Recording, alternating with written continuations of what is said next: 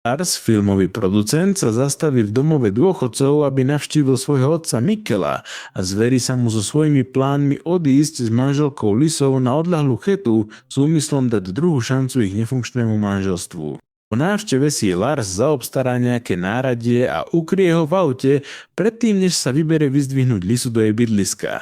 Počas cesty Lisa vezme fľašu vína a sťažuje sa, pretože to nie je tá, ktorú chcela.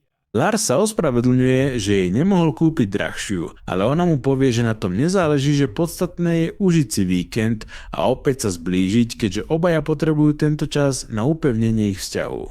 Lisa tiež komentuje svoju nedávnu prácu, pričom spomína, že túži získať rolu v divadelnej hre, ale že sa jej zatiaľ nepodarilo uspieť kvôli arogantnému režisérovi.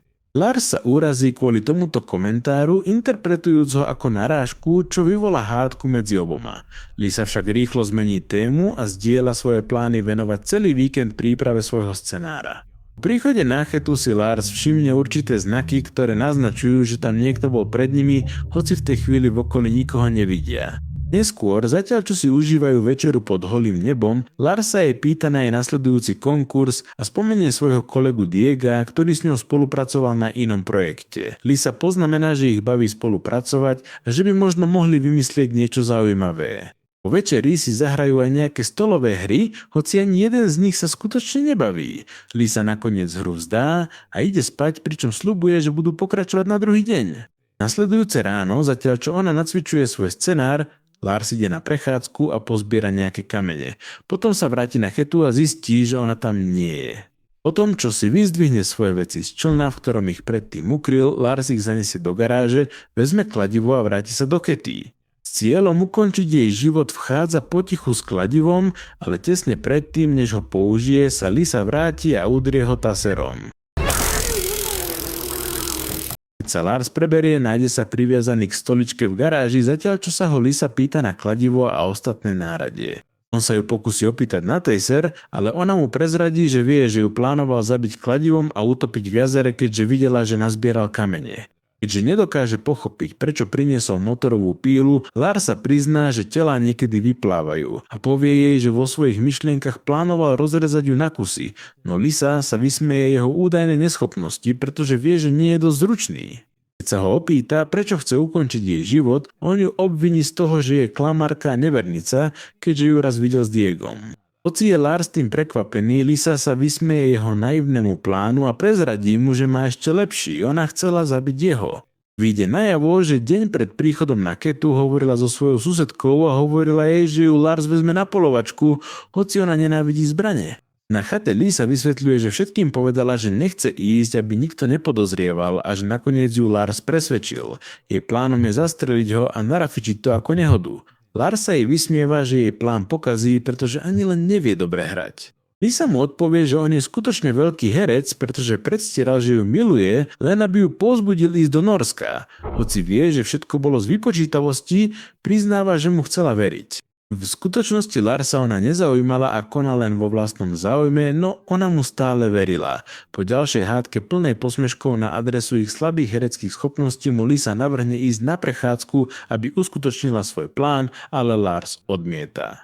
Keď mu pohrozí, že ho zabije tam na mieste, ak ju nebude počúvať, objaví sa Viktor, Larsov priateľ, ktorý udrie Lisu lopatou a nechajú v bezvedomí.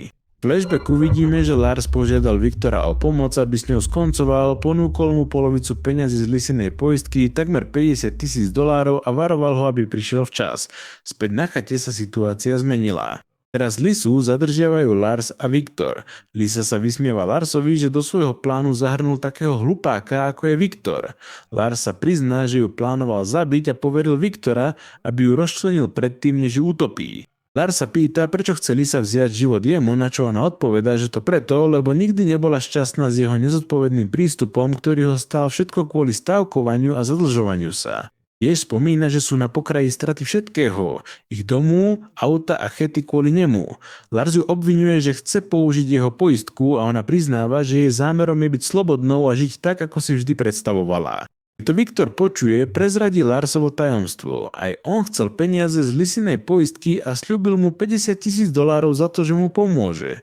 Keď Lisa pochopí, že celá jeho stratégia nebola len o Diegovi, pokúsi sa Viktora presvedčiť, že sa musí pridať na jej stranu a prezradí mu, že poistka má v skutočnosti hodnotu $3 milióny a že je ochotná sa s ním o ne podeliť. Obaja mu začnú ponúkať vyššiu sumu, Lars sa pokúsi vytrhnúť im pištoľ a náhodou strelí Viktora do prsta.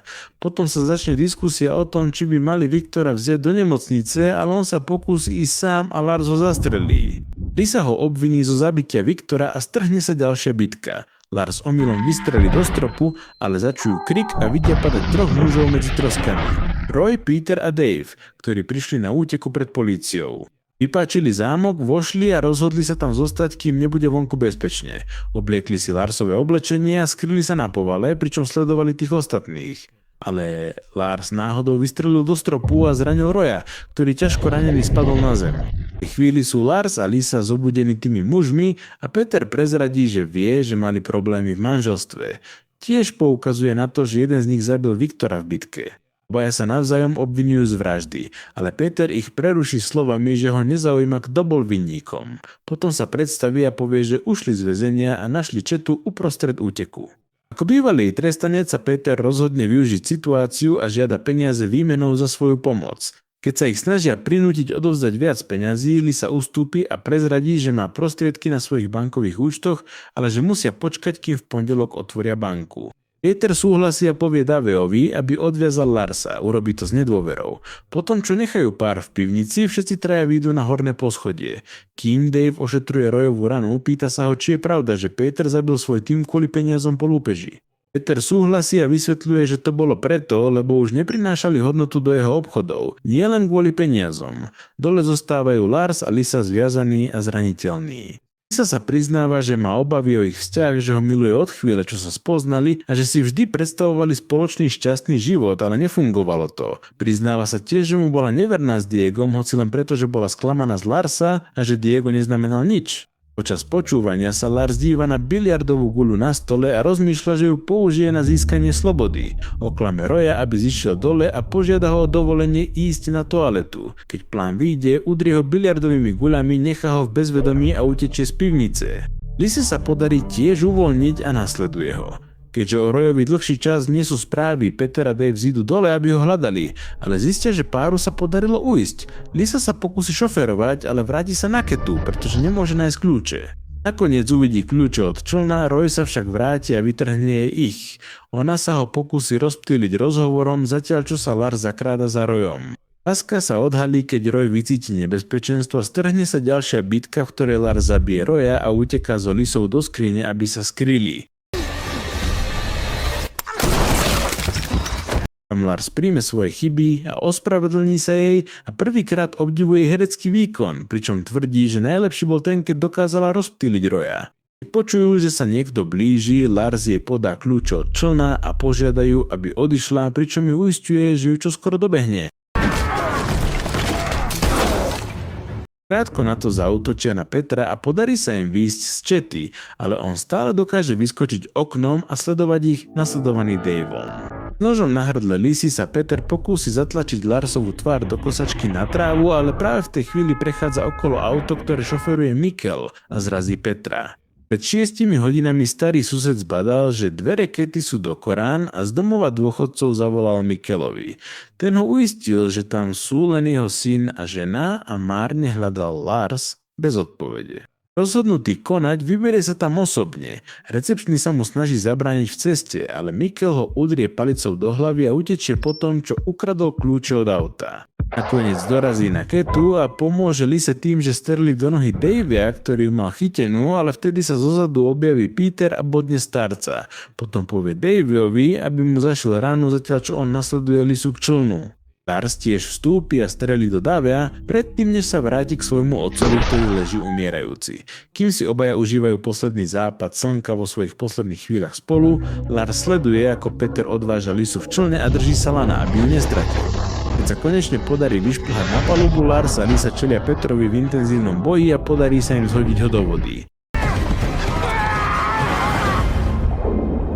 Lars zostane zaseknutý s lanom, ale ona mu pomôže a podarí sa mu dostať na palubu. Obaja sa vracajú na Ketu vyčerpaní.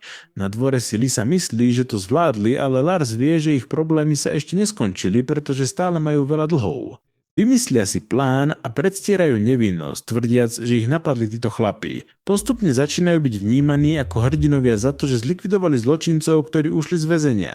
Lars sa zúčastní na viacerých televíznych rozhovoroch, kde Lars oznámi, že bude režírovať film založený na celej tejto tragédii.